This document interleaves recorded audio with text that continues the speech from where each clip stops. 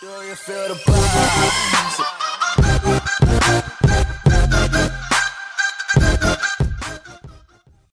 What's up, YouTube? It's Carolina Calvin coming back to you with another video. In this video, I want to talk about the dwindling player count in Destiny 2. Now, also, I'm going to get into, of course, I'm going to compare to Destiny 1. And I'm going to give reasons, at least from a content decision, decision by the creators. And of course, different features of why that contributed to the loss in player count in such a quick time. Now, also, you have of course the numbers, which I use to back that up. And I went on Gamewatcher.com, and it also gives you a direct link to Destiny Tracker, which has a nice line graph that pretty much shows you the player count from release up until the time this article was written, which is around October 19th, October 20th, or something like that.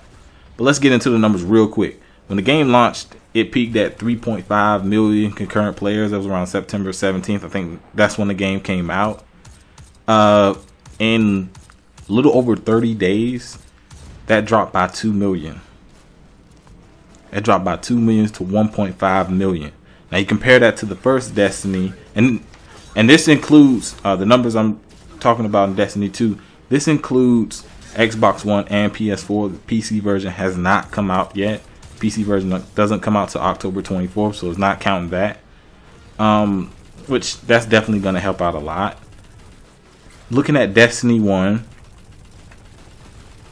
October 14th, 2014, it was at 3.2 million users. Now, I have some reasoning behind I think why it stayed like that, but looking at it, it's not a good thing for this game. So let's get into the reasons why. Looking at content, after you play the story is relatively long. It's relatively short. You have different missions. It's gonna range 7-8 hours if you're playing straight. Like if it's not your first playthrough, it's not gonna be too long. It's better than the first game, but not that great. Characters a little better or whatever. It's a serviceable single player campaign. Now, of course, you can play it with friends or whatnot, so it's serviceable. Post game content, PvE. You have, of course, the raid. After you beat the story, you get to level 20. You level up to about 240, 260 or something like that. You can play the raid. I found the raid to be boring.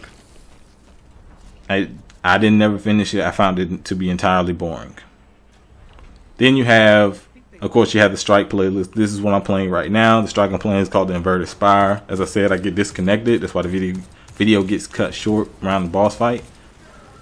But this is one, I don't remember exactly how many strikes, like 5 or 6 strikes. There's, of course, an extra one on PlayStation 4, so that helps out a little bit. But you can't go and pick the strikes you want to play. So you can't go to the individual plan and say you want to play this strike, you like this strike more than another. You can't do that. It took away a lot of choice in this game in terms of some of its modes. Now you have like a bunch of different story missions, and this is of course stuff you can do either before you finish the game or after you finish the game. So it adds a little bit more content to it. Once you do those, you can't really replay them. So of course that's something. Also, of course, you can go over to PvP, which PvP includes the quick play, which you have a choice between, well, you don't have a choice. Let me just go ahead and say that. You don't have a choice. You play Clash, you play Supremacy, or Control. It picks it for you. And the same that goes for competitive. No, I believe competitive has a particular one that it picks. No, competitive is random, just like quick play. And Trials, I believe it is different. But speaking of Trials, that's been disabled because of bugs, glitches, lag. And lag is another thing. Iron Banner came out a week or two ago, and it was terrible. Bad spawns. Looking at from Destiny 1, it was 6v6. Big issue with the multiplayer. Sliding shotguns. Entire team sniping. It kind of got annoying. I feel as though in terms of guns, they've balanced it a little more. But everything else around it fell apart. Like I said, bad spawn. You literally spawn into someone using their super, then you spawn in the same place just so you can get hit by the super again. That's bad spawning. In the 4v4, you'd think the spawning would have improved. No, it got worse. So that completely turns people off from the PvP. PvP is big because a lot of people play only because of the PvP. And if that's not right, people are going to get off. They're going to go play something else. But like I said, it's not a lot of game modes. You don't get the choice, and big issues that they've even talked about. Hence why Trials of the Nine has been disabled. So from a content standpoint, PvP's a train wreck, and the PvE content is just not substantial enough because of, you would think they would add more. You would think they would add more PvP modes, seeing as Destiny 1 ended with quite a few more PvP modes than is offered day one here.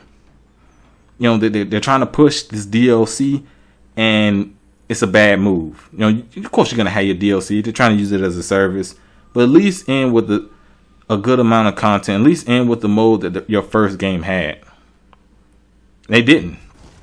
And they took away choice. Also, people are playing other games. It's just as simple as that. People are playing other games. Shadow Wars has released. You know, your Call of Duty's coming up. You have South Park Fractured Butthole that came out recently. Evil Within 2 came out recently. So there are other games coming out. You got Mario Odyssey that's about to come out. Assassin's Creed is about to come out. Wolfenstein 2 is about to come out. So there's other games that people just moved on, man. They just moved on. The content isn't substantial enough.